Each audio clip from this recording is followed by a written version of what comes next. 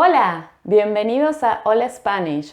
Soy Brenda, tu profesora de español. Welcome to Hola Spanish. Today we have a question from one of our students who wrote to us on Instagram with a very good question. What is the difference between de and del? It's a very good question and very common question as well, and that's exactly what we're going to have a look into today.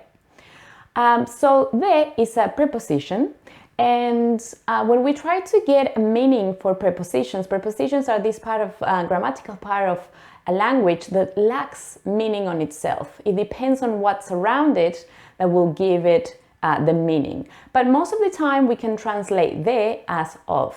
Sometimes it can be from, to, depending on where it's placed in a sentence, particularly when we translate it. So when do we have del? So whenever we have de before the article el, which is the masculino singular, so the masculine singular, el, por ejemplo, el café, el árbol, el libro, see that's the coffee, the book, the tree. Whenever we have de plus el, this is a contraction form. We're going to have a contraction form and we're going to have del. It's going to form del. So whenever you see del, you can translate it into of the. And it only happens with the masculino singular. It only happens with the artículo masculino singular. We're going to have a look into that a little bit later. So let's have a look at some examples. El restaurante está cerca del bar. El restaurante está cerca del bar. So, es incorrecto decir cerca de el bar. See, we have the contraction form here. The next one, me gusta vivir al lado del mar. Hay una laguna del otro lado del parque. La tarifa del tren es cara. Las entradas del cine se compran en la boletería.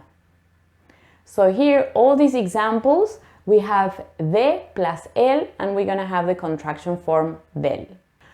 Now, remember that we are only going to use del when it's de plus el. Yeah? When it's the preposition plus the article, the specific article, masculine singular only. So whenever we have the other specific articles, la, las, and los, it's going to be exactly the same. There is no contraction form here. We're just going to have de, las, de, la, de, los.